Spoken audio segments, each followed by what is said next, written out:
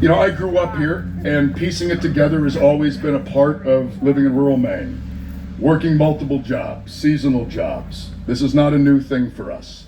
My mother's side of the family's been in Maine since the early 1800s, and when you look back at the work that they did, that the work most Mainers did, it has always been hard scrabble. It has always been piecing it together. My mother, who many of you probably know at some point, has a saying that you choose to live in Maine, and then after that you figure it out. And I think that's true. I think that really does describe our way of life. And that hard scrabble way of life is ingrained deeply in our culture. But in the past few years, it's really beginning to feel like that kind of hard work is not enough. Our hard work is not enough to keep the hospitals from closing. It's not enough to protect our waterfront. It's not enough to keep the electric bill from skyrocketing. It's not enough to afford health care. It's not enough to be guaranteed a living wage, to afford groceries, or to afford a home. People my age and younger are being driven out of this state by an affordability crisis. And even those of us like me who have been lucky, who've been able to succeed and build good lives, the American dream has become unaffordable. I'm seeing it in my own life as my wife Amy and I, who I could not do this without, by the way. Let's give a round of applause for Amy Gertner, wherever she is. I'm sure supporting me in some absolutely incredible way I'm not going to find out about until later. We've been trying to start a family, and we're coming face to face with the brutal economic realities of parenting today in America. And it should not be this hard. Everyone in Maine knows in their bones that the system is screwing them. And they know it because they can see it. We watch as incomprehensible amounts of wealth and power are consolidated for the very few, while we all down here struggle to scrape by. And we look at that and we wonder, why can we not all share in the success? I grew up here in rural Maine, and I did 4 tours in the infantry, and I am not afraid to name the enemy. And the enemy is the oligarchy.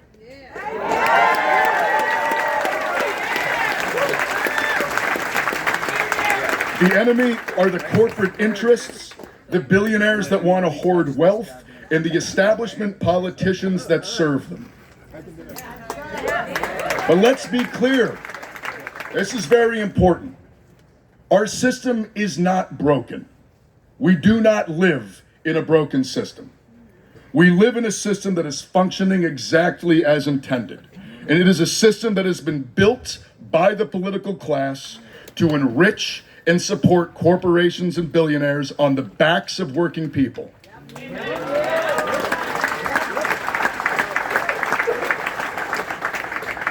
Politicians have made a series of decisions, especially over the past 40 years, that have resulted very much directly in the world that we live in today.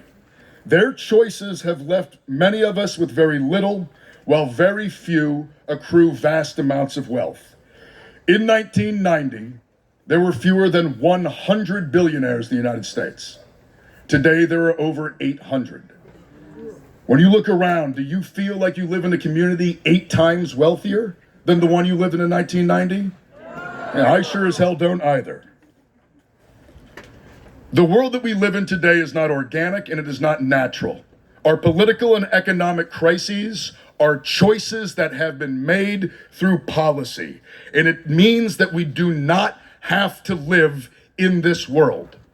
We can live in a better world, but we have to build it.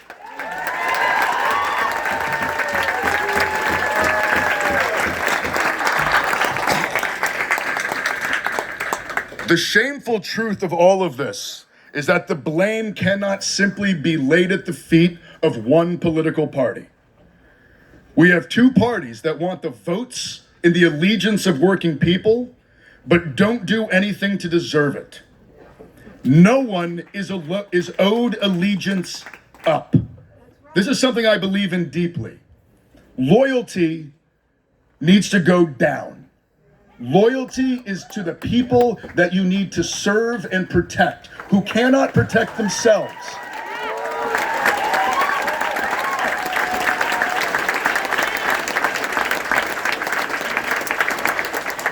Loyalty does not go up. Support must be earned. And that will not happen for the Democratic Party until it ceases to be part of the same corporate apparatus that the Republican Party has been for quite some time.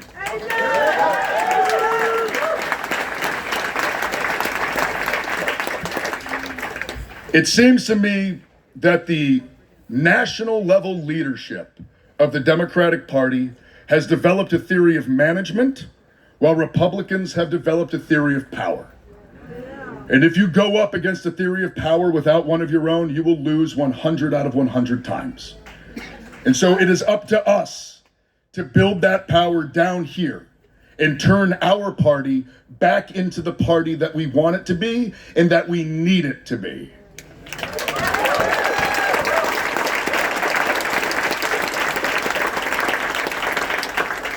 Now for the easy lines.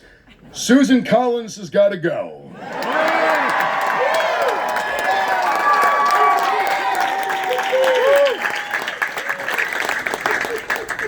Her charade is wearing thin. Nobody cares that you pretend to be remorseful as you sell out to lobbyists, to corporations, and to a president who altogether are engineering the greatest redistribution of wealth from the working class to the ownership class in this country's history.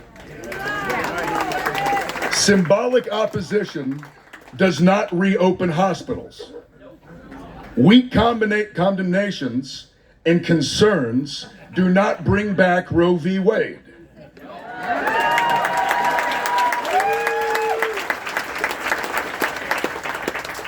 Selling out the same working people, the same working voters who have delivered mandate for change after mandate for change is not forgivable. She is enabling the destruction of our way of life, and that is disqualifying as the role of United States Senator from Maine.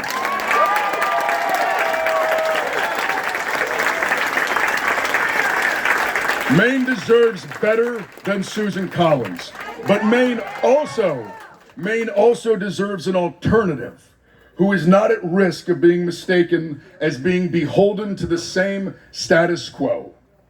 I am running because it is time for change.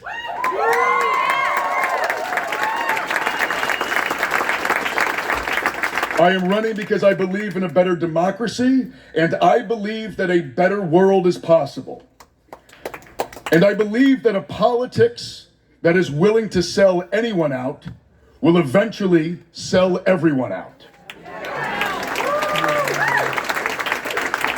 We must stand in the way of those attacking the right of women to make choices about their own bodies.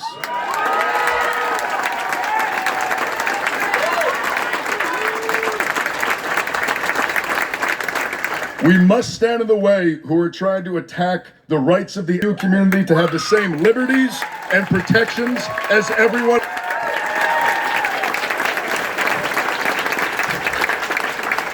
I believe that input from working people is more important than input from just the rich.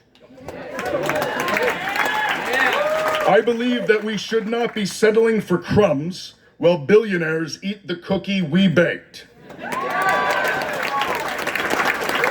I don't believe that a CEO should get more face time with a senator than someone who works 2 jobs for a living. I don't believe that private equity should have more of a voice than a union. I do believe that the reason we are in the straits we are today is because that is exactly what has happened. It has happened, though, because we have let it. But that also means that we can change it. We can have a healthcare system that is not a mechanism of extracting wealth out of working people, but a guarantee of safety and health for all.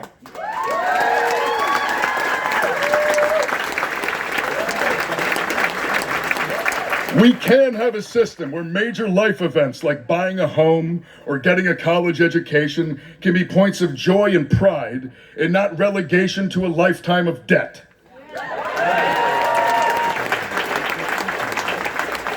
We can live in a world where our taxpayer dollars build schools and hospitals in America and not bombs to destroy them in Gaza.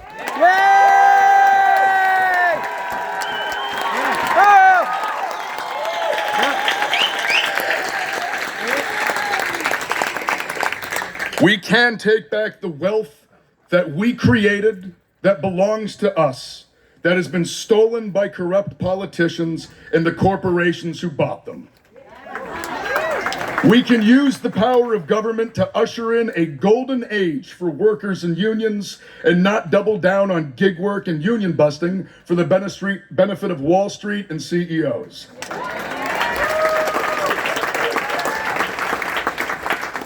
We can have a system that looks out for the most vulnerable, for children and the elderly, where we lift each other up when we start businesses or go to college or try to buy a home, where we empower workers to fight for fair pay and safe conditions, where we reap the profits of our hard work. We can build an economy and a government that works for the 99% and not for the 1%.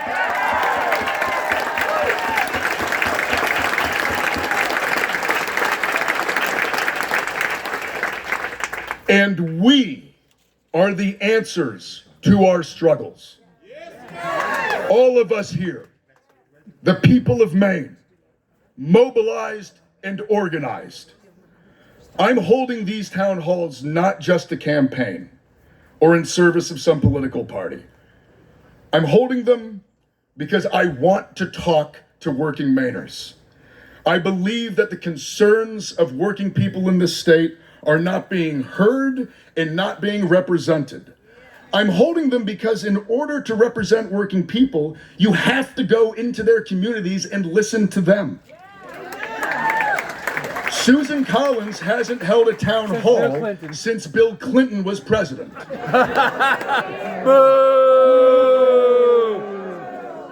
And as a Mainer who works hard, I don't have the option of buying a plate at a fancy fundraiser or taking time out of my day to drive to some office to have a sit-down meeting.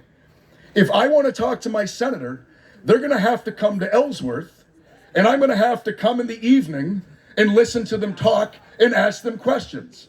That's how I would be able to talk to a senator, and that's why that is exactly what I am going to do throughout this campaign and throughout my time in office.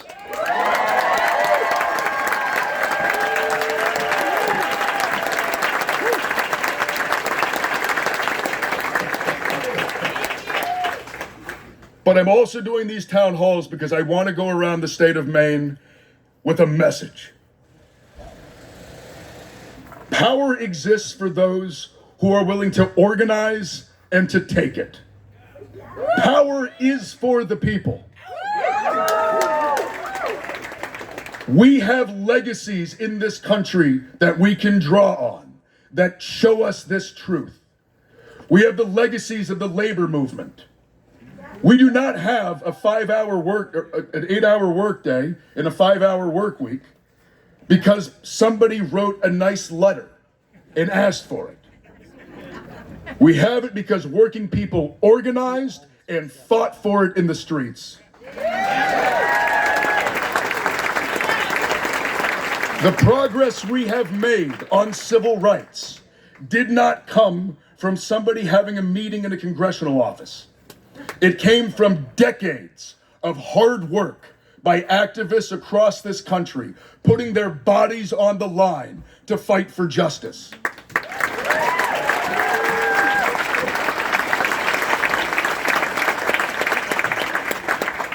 I'm a firm believer that every single good thing that came out of the history of the United States came from people organizing and fighting for the right thing. And we need to organize and fight again. That's why I'm doing these town halls, because what I am asking you to do here today is to come out and join in that organizing, in building real community, real organization, and real power. And in the end, I am asking you to join in the fight.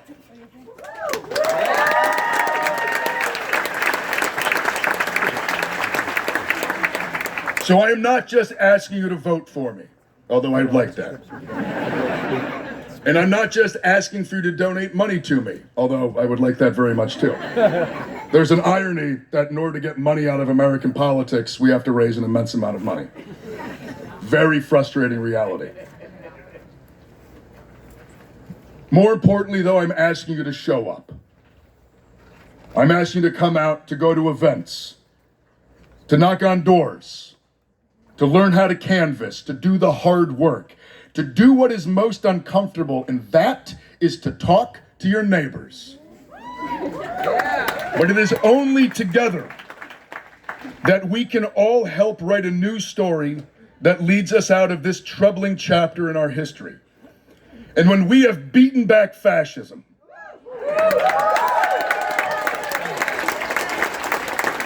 when we have defended our democracy and our freedom, let it be a different kind of freedom. Not merely a romantic freedom, solely about defense of our rights, but a freedom that is material. A freedom to not be condemned to scraps and to struggle, but to live with dignity and fulfillment.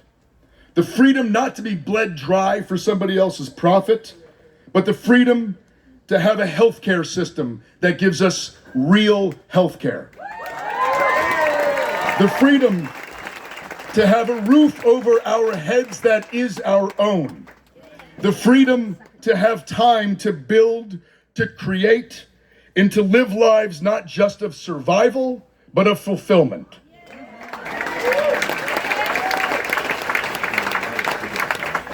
That is the vision. This is the opportunity before us. We will win the primary.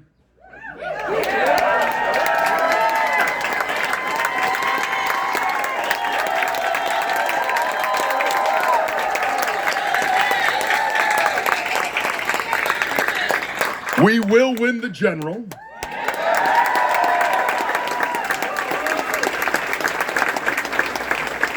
And we will show this country the way forward, because as goes Maine, so goes the nation.